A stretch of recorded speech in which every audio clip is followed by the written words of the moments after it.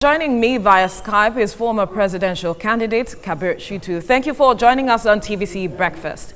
Now, let's quickly get what your take on the president's response to the xenophobic attacks in South Africa on Nigerians. He has ordered the immediate evacuation of Nigerians back home. How would you see, or what are your views on this response? First of all, we commend the government for that response. And secondly, I want as Nigerians for us to know that we must play a leadership role in this matter. It's not for us to take a repressive attack on them. What we should do as a country is that we are, where are we coming from? Our international belief and our is that we believe on Afrocentric in the first beginning of independence. We want to liberate Africans, and we have now liberated most of the countries, Angola, South Africa, Namibia. We have now liberated them. But where we must play leadership role, why are South Africans very angry on us? They believe that they got political independence, but we don't stand with them to get the economic independence. Therefore, as a country, the first thing we should do now is that Nigerians should now call on African leaders. Maybe we'll call them to Abuja and sit down and look at the problem of South Africans. Why are they reacting? Why are they killing other African nationals? And we should know that the world has shifted from that our Afrocentric international relations. And are you confident that this will ensure that there is no repetition of these attacks? Definitely, we must be proactive as a country. And that is why I say we must now call all African leaders together immediately and know what is the cause of this and make sure that we stop it. And then as a people, we must also look at inward, because the countries have gone beyond multilateral now. So even the leader of democracy in the world, which is American, are now talking of nationalism. And then how do we use nationalism now to better the lot of our country by looking inwards economically and provide for our people, so that our people, how many South Africans do you see in Nigeria? That is why we could not even talk of killing South Africa. We now go after their businesses. Therefore, we must. This is called a wake-up call on Nigerian government and people. That it's the time that we build our own economy, so that our people don't need to travel. When they are traveling out, they are only going out maybe on holidays or tourism or something, but not for them to be outside world for economic gains. One last question before we let you go now is the fact that over 600 Nigerians are willing to return, and the government wants to enroll them into the social program. How do you see this working out? For us, I think we should, as a country, not always, we should be able to provide means of employment to them, a means of promoting their businesses, not for us to always give incentives. Incentives is just for short measure, and it does not help this country. I will advise that we should look at what businesses are they doing in South Africa, and look at how do we now enhance them to carry on that particular type of business in which they are doing over there, and also be able to promote agriculture, take them to their own area, and also help them to establish either any type of farming, either ranching, either cow being, either whatever type. All right, Kabir Shitu. That's what we should help them, not to give them quick incentives that to finish and then they go back to the street. All right, Kabir Shitu, we have to leave it at this point. Thank you for your time on TVC Breakfast. Joining me in the studio is our public affairs analyst, Ziggy Ibe. Thank you for joining us on TVC Breakfast. Now, let's get your reaction to the immediate evacuation call by the president.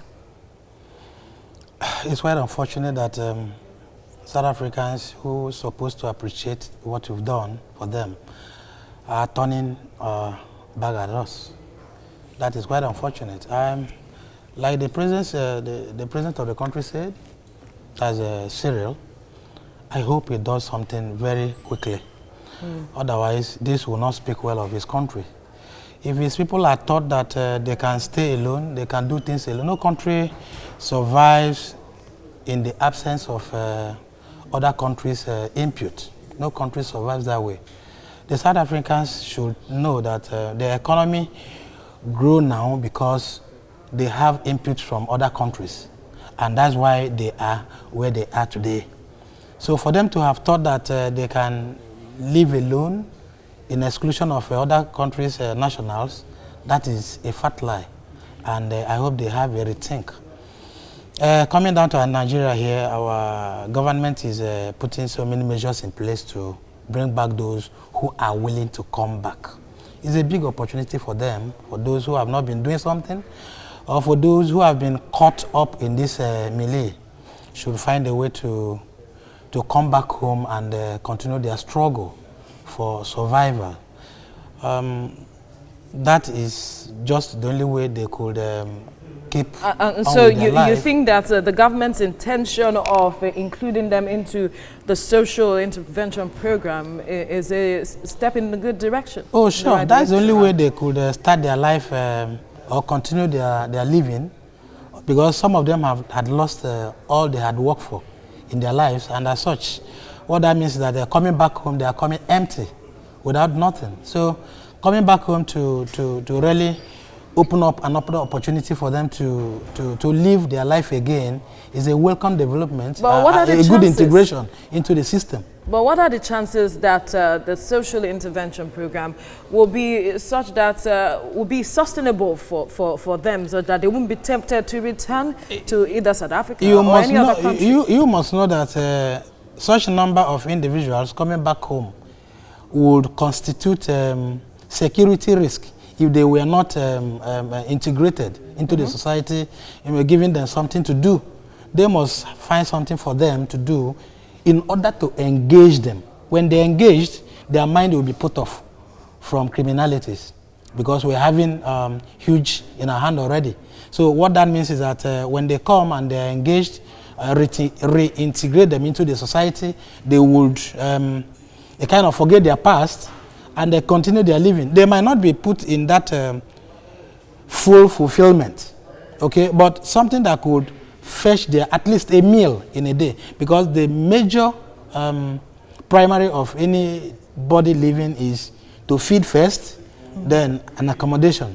Okay, if the government is saying, okay, we are putting some measures, something that could cushion the effect of their suffering, I mean, for the moment, that is a nice one. And the 740 individuals 640 individuals are not one person. So it's huge number of people who are coming back, just like we have them come back from Libya some time ago. Absolutely. Now that brings to mind the issues of the protection or the security of lives and properties of Nigerians outside, not just in South Africa, but in other countries. Nigerians are worried in terms of, you talked about how Nigeria intervened in the issues of apartheid in South Africa, yet these issues, we are part of several organizations. They've forgotten about that. Are faced with these challenges. Yeah, they've forgotten about the help rendered by this country to them. That is quite unfortunate. We are not looking at that again. We had moved on away from the suffering Nigerians are going through now, and the next stage is now to bring them back home to continue their life. And that is the best the government could do, to intervene in their suffering. All right, just to hold your thought, we have a former presidential candidate, Kabiru Shitu, joining us now to talk more on this. Now, let's look at the angle of Serap asking the African Commission to, make South Africa pay these victims of the xenophobic attacks $10 billion. How much is this a step in the right direction, and how much impact will this make in all of these issues?